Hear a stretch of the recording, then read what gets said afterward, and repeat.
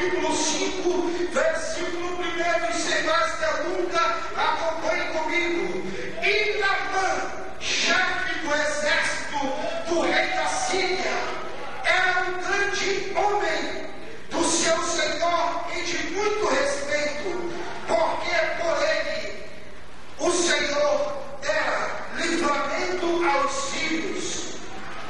E era este varão homem valoroso, porém leproso. A igreja toda em nome de Jesus. Era, porém, um homem valoroso, porém leproso. Era um homem valoroso, porém leproso. Feche sua Bíblia e tome seu assento em nome de Jesus. Aleluia.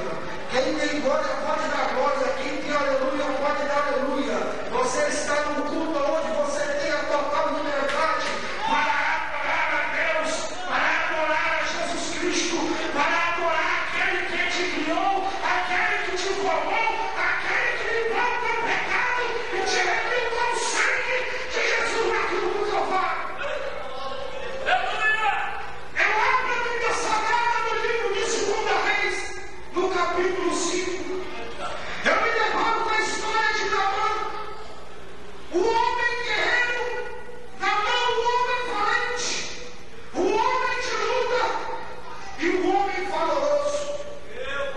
Agora, dentro da Bíblia Sagrada, quando se olha para o homem guerreiro, o homem valente, o homem valoroso, ele é o homem segundo o coração de Deus. Mas olhando bem para Naamã, estudando este capítulo, no capítulo 5 do livro de 2 Reis, eu me deparo com a história de um homem que não conhecia a Deus de forma sobrenatural, porque Naamã ele não conhecia a Deus da forma que deveria conhecer, até porque Naamã vivia entre os profetas. Aí então eu pego a história de Naamã e começo a entender por que Naamã não conhecia a Deus no sobrenatural, porque Naamã teria que conhecer a Deus da forma mais íntima. Então Naamã, eu pego a história de Naamã e vejo que Naamã é um homem valoroso, é um homem chefe de uma tropa de guerra, porém é um homem leproso. Eu pego a história de Naamã, ainda vejo que Naamã era um homem que tinha vários capachos, era um homem que vivia repleto de segurança, era um homem que era chefe da tropa de guerra de Ciro. Então Naamã ele pega com seu corpo tomado por uma doença chamada lepra. E Naamã ele vai até diante do seu rei e pede uma carta enviando Naamã até Israel, para que Naamã fosse falar com o rei de Israel, para que o rei o pudesse o curar daquela lepra. Então o rei de Ciro pega e faz a carta e envia Naamã até Israel. Naamã, quando chega em Israel, vai diante do rei e apresenta aquela carta.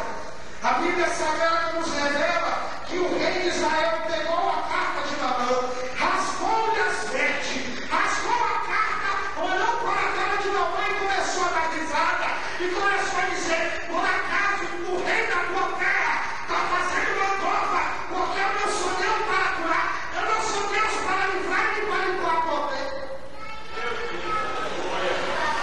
Então Naamã começa a ficar angustiado.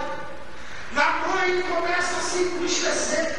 Naamã começa a murmurar. Então tem um profeta que está por trás dessa conversa ouvindo a história. Aí eu quero pregar essa palavra na tua vida e na minha vida também, porque a palavra de Deus só vai surtir efeito na tua vida se fazer efeito na minha vida primeiro. Portanto, Naamã ele entra diante do rei. Ele baixa a cabeça quando o rei diz: por ti eu não posso fazer nada. Eu não sou Deus para curar, nem sou Deus para te livrar, e nem sou Deus para te salvar. Então, por trás de todo esse cenário, existe um homem chamado Eliseu. Você sabe o significado do nome de Eliseu? Repita comigo: meu Deus salva. Meu Deus salva. Então, por trás de tudo isso, existia um profeta chamado Eliseu Transformado, que ele ia adiante do rei de Israel, mas ele preferiu ficar por trás ouvindo a conversa de Naamã e o rei de Israel. Então Eliseu, ele olha para um dos mensageiros seus, ele olha para um dos mensageiros seus e diz: olha, vai lá e envia ele e fala para Naamã que se ele vir diante de mim e mergulhar 7 vezes no Rio Jordão, a minha pele dele será limpa, aí ele será curado. Mas Naamã, ele vai, ele ouve o mensageiro, vira as costas para o rei de Israel e murmura, sai chutando o pau da barraca. Naamã sai indignado, porque o seu rei mandou ele ir até Israel com uma carta que não serviu de nada. Então Naamã, ele para, ouve a voz do profeta e decide ir até o rio Jordão. E aí esta palavra que eu vou ministrar agora é o que acontece na minha e na tua vida. Vou te explicar por quê, irmão. Enquanto Naamã estava caminhando até o rio Jordão, enquanto Naamã estava indo em busca da cura da sua lepra, então ele ia murmurando: na minha terra existe um rio chamado Quebar e Farpá. Então por que eu não posso ser curado no rio aonde a água é cristalina? Por que eu tenho que ir para o Rio Jordão, no rio de uma terra estrangeira?